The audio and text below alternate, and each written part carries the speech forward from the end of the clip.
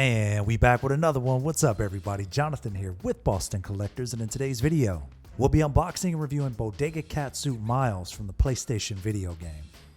On the art box, we can find textured polygon shapes as seen on the previous release of Winter Suit Miles Morales. It gives the art box a nice flair since the majority of it is somewhat of a flat texture. As for the wording on the front, we have a little bit more of a shiny texture going on too. As usual, Hot Toys got to drop the warnings and legal info on us. As for the inner box, it's flat, so those shapes won't be raised or textured. Moving up to the central part of the box, we have a stylized photo of Miles Morales. This isn't the actual figure, it looks animated, but it's cool nevertheless. As we start getting into the box, Hot Toys went with more of a sleeve style packaging for this release. While the wording on the bottom of the box is questionable, the posing ideas are rather limitless. These are actual photos of the figure we're unboxing today. If you didn't notice before, after taking off the sleeve of the box, we have a window showing off the figure and a few of the other contents inside. If you like what you see so far, go ahead and support us by liking the video and subscribing to the channel. While you're at it, let us know if you played the Miles Morales game down below.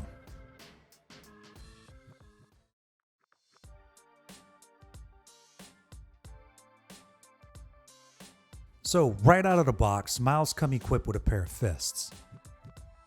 Both of these can use the Venom Blast accessories, but only one can use a web accessory we'll talk about later.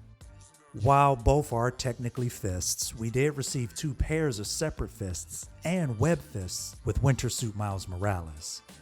So, let's just move on. Next, we have one coffee hand.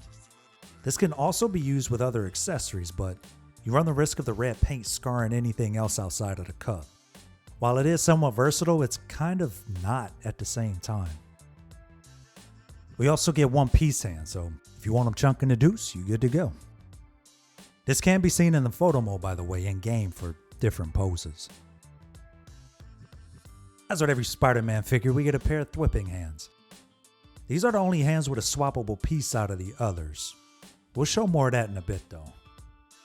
Outside of just web slinging, you can use them for the Spider-Man pact and other ways. Next, we have one thumb up hand. Again, another posing option you can find in photo mode if you happen to play. There are a few fun ways to pose with this hand if you get the creative juices flowing. Moving on to the most versatile hand in the box. I really wish these came in a pair. You can use this hand for some of everything. From holding the shoes, the skates, the sketchbook, you name it. This one really needed a pair and I wish we had it. So like the thwipping hands, wall crawling hands are pretty much guaranteed in the box for any Spider-Man figure. While I don't use them often, I do like having them as an option. So while I did mention the most versatile hand in the box went to another interchangeable hand, it should really go to this pair. Because we get a pair. These can be used to hold up other accessories, using web slinging poses and more. That's all for the hands though. Let's go ahead and get into the other accessories. As seen earlier on in the footage, we have Miles' cell phone. The text is small, so it won't be crystal clear to read, but he is texting Genki. Next, we got the coffee cup that we get to see him use at the end of the game. I mean, I like it. It goes with the casual feel of the figure. Not to mention it's got some nice detail on it as well. Moving on, we had a sketchbook he used to draw up his suits. What's cool about it is there's something on every page referencing what we saw in game. Another cool accessory to add more of a casual feel to your figure while posing. We also have a pair of headphones. While we didn't see him on this suit, we do see him at the start of the game. Nothing's articulating on this set, but they are better than the earmuffs we got with the Winter Suit Miles. Be careful though, because you don't want to scar up the paint or anything on the mask. So, Peter gave Miles a gift before needing to do something. I'll try to keep it spoiler free as best I can since, it's coming to PC later.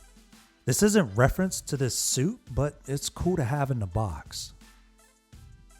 Hot Toys also dropped a new look to the Venom Blasts, but keep in mind we don't get anything for the chest area. The pair can be used on his fists or feet depending on your preference. I like the look of them because it feels more like a strike versus a charge we have with the Winter Suit Miles. Speaking of Winter Suit Miles, the longer Spider-Man cat we received with him was added to this figure. However, we did get more of an action pose for this particular appearance of Miles. This version's got two stands, one for the ground and one for the backpack. There's a keyhole beneath Spider-Man's stomach for you to key both stands in. But keep in mind, it's only with this cat, not the other one. On the topic of backpacks, we have that included in the box too. Interchangeable zipping effects for a closed appearance, or an open look for the other accessories included. As mentioned before, Spider-Man can easily slide into the backpack, which is cushioned.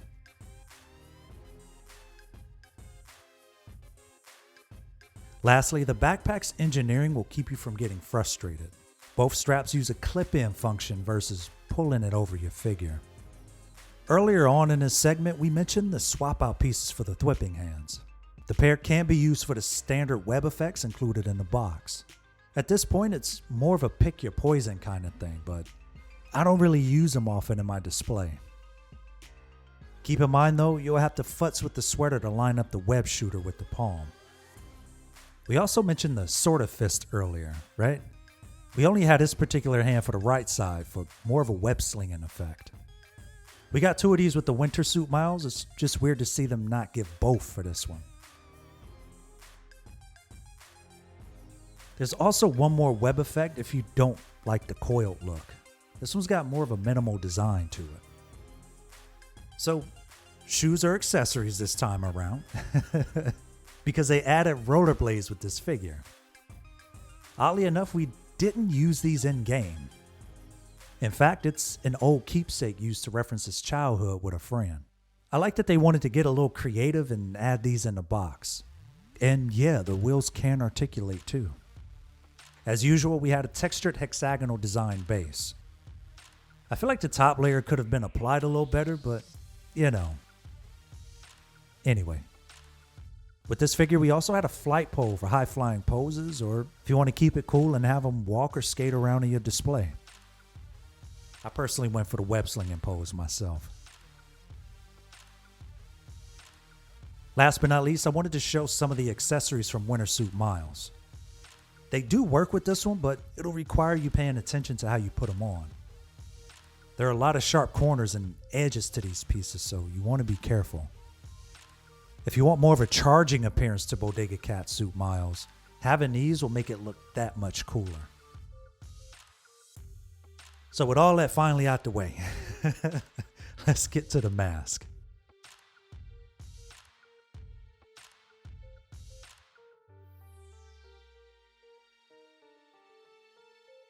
And we still don't have an official Miles portrait yet. I'd let her have one, but it could be a licensing thing. I don't know, man.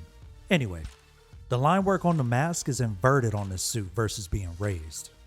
It's also more of a hard plastic feel because of it, so don't expect too many textures here. While the eyes do provide more of a feel for what you want your figure to have, the hood add more of a cool factor to the piece too. Sadly, there aren't wires in the drawstrings, but they do exist in the opening of the hood. As with every Spider-Man figure, we get a few swap out eyelets for more expressions. Swapping them out isn't too difficult. In the upper part of the eyes, there are built-in grooves to push and extract. And Winter Suit Miles' eyes won't work for anybody curious. So I already dislike the design of the earmuffs, but they could work. It's just tedious.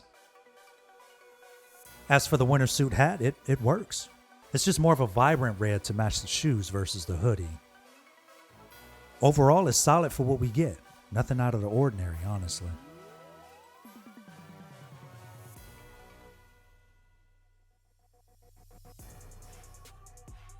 so what you see won't really correlate with what I'm saying for this segment this time. There are a lot of amazing design choices that went into creating this piece. I've never posed a Spider-Man figure, let alone any other figure in my collection, as much as I have with this one. I've left them in some wild poses overnight just to see if the fabric bounced back. Just give it about a good hour or so and it actually bounced right back. However, don't let that fabric get pinched too hard by the body or you risk tears. Speaking of the body, we have double bends in the knees and elbows, twist bends and crunches in the abs, an articulated neck joint. Everything you could want in a Spider-Man body is right here. Not to mention the shoes can bend and hold a shape as if he were walking too. Another cool feature is not having the suit glued or stitched to the body at the ankle. I don't know how other collectors feel about it, but I like it. Lastly, the suit isn't finished beneath the shirt and hoodie. We don't ever see it in game either, so there's nothing going on there. Overall, it's the best body I have in my collection and the best one out of all the Spider-Man figures I own.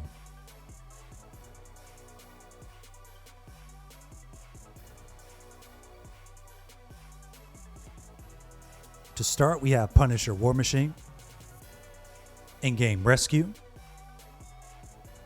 in-game Captain America, in-game Iron Man Mark 85. We also have in-game Iron Patriot, in-game War Machine Mark 6, Winter Suit Miles Morales, and last but not least, Infinity War Thanos.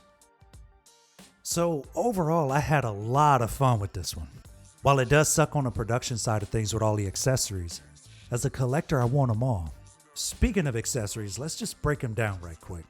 We need a pair of book holding hands. We got so much in the box that particular hand is actually good for everything. I also would have liked the web-fisted hands in pairs like we got with Winter Suit Miles. The cat stand for the backpack is a little too janky to me, but it worked for people who want to reenact the fighting poses. Without lingering on accessories too long, I thought they were pretty good though. If I had one more wish, it'd be having wires in the drawstring.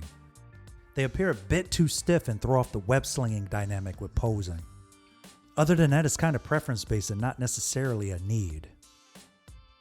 For me, it's probably one of the highest rated releases in a while because of how many accessories we get with it.